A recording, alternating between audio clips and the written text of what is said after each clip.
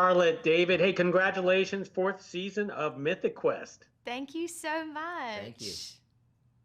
much. It's my inner geek. I love this show so much and following everyone's journeys through four seasons. But we have to hear it from both of you. Is what do you suppose is the secret to success to Mythic Quest?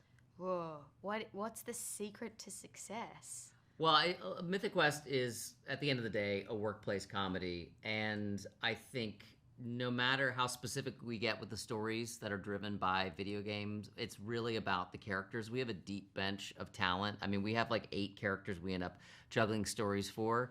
And I think the secret is just the alchemy of the characters, surprising ourselves each season with what the characters reveal.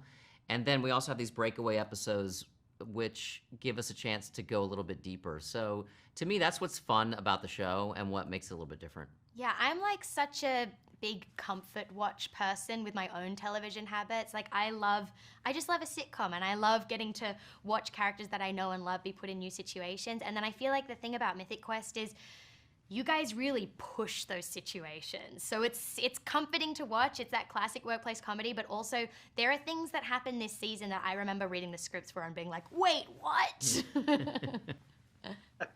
So true, so true. Charlotte, one of the things that we watch for every season of Mythic Quest is the relationship between Poppy and Ian, and now it complicates things with the introduction of Storm. So first of all, why and how is this challenging to you as an actor? I am so happy for Poppy that she is finally finding a personal life and finding a little bit of happiness outside of Mythic Quest and her extremely toxic relationship with Ian.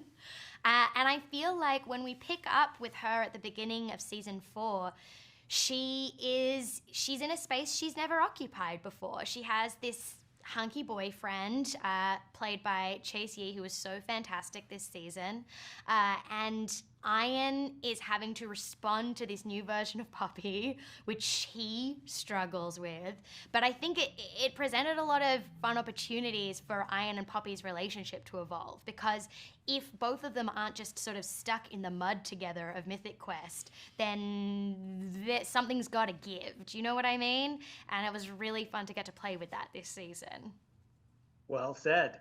David, your character, David, seems to be very consistent over the years, always end up with high anxiety situations, always looking for that extra money, and always a people pleaser. Do you feel that David has evolved over the years?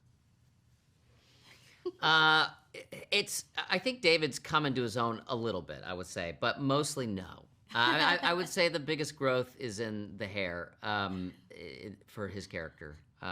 He's always he's always trying to balance the ever-shifting landscape that is this particular job, but I think represents any person. I mean, the world is evolving very fast. Our jobs are evolving very fast. We tackle AI this season. What does that do? How does that affect people's anxieties about that? So I think he's always tackling this ever-evolving egos, but also this ever-evolving workspace. So I think that's what's fun about his character. And the fun is that, no, he's basically the same. It's just the situations keep getting more and more intense.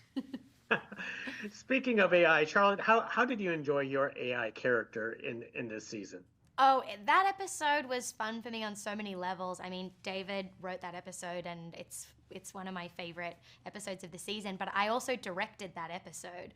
It was my first time directing the show, and it was such an incredible opportunity. But because there was that AI plot where Poppy makes an AI version of herself, there were scenes in that episode where I was directing me and myself. And there were no other actors in the scene, and so that was a little bit of a mind-bending situation.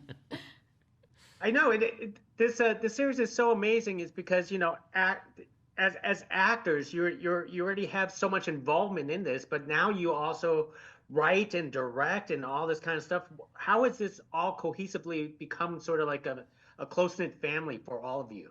It's always been such a collaborative show, and I think that that's one of its strengths, because we can get really specific with, you know, when I was first cast in season 1, Poppy wasn't Australian, and so even just by virtue of the producers and the writers saying, well, let's make that part of the character, I feel like we get this integral part of her that's become such a huge part of, I think, why characters are drawn to her during the show. And then also, I feel that at its heart, the show is kind of about creative collaboration.